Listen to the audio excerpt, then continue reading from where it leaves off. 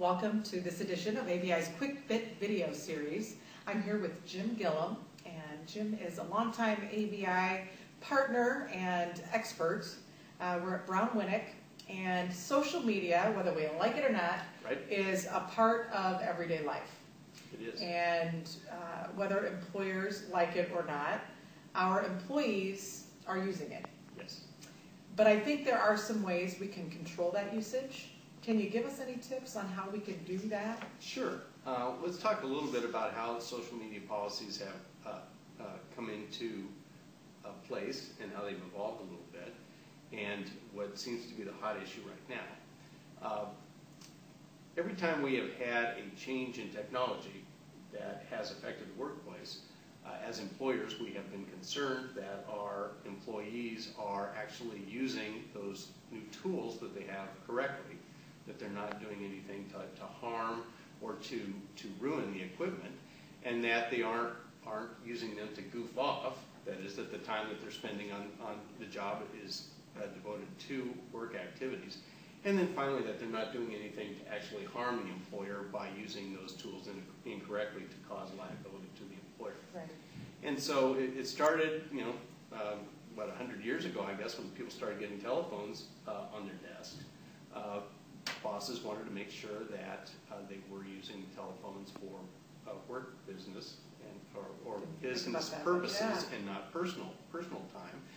And this will tell you how old I am. We were concerned about the employees using a Watts line to call long-distance relatives. And so we had to have policies that took all that into account and would make sure that people were actually working and not misusing the equipment.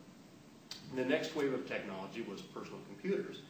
And similar to the telephones, we wanted to make sure that they were actually doing work and that they weren't using the computers to surf the internet and to shop on eBay, but also that they weren't using them improperly to harass other employees and have liability that way.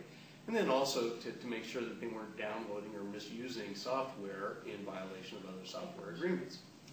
So the new wave of technology now is the use of social media, and we have employees that have smartphones, iPhones, iPads, other types of equipment in addition to telephones and PCs, and they are able to communicate and do other things with those that we want to control. Again, we want to make sure that we have policies that require an employee to use those devices for work purposes and not for personal time. And if they are using them for personal uses, we want to limit that or at least reduce that. And then finally, that they're not using those inappropriately to provide any liability to the employer. So what we need to do is make sure that you have a policy in place before you start disciplining employees for misuse of that equipment that outlines what's permitted and what isn't. Now, what's happened, though, is that a lot of employers have tried to have a very broad, all-encompassing policy that restricts employees in their uses of social media.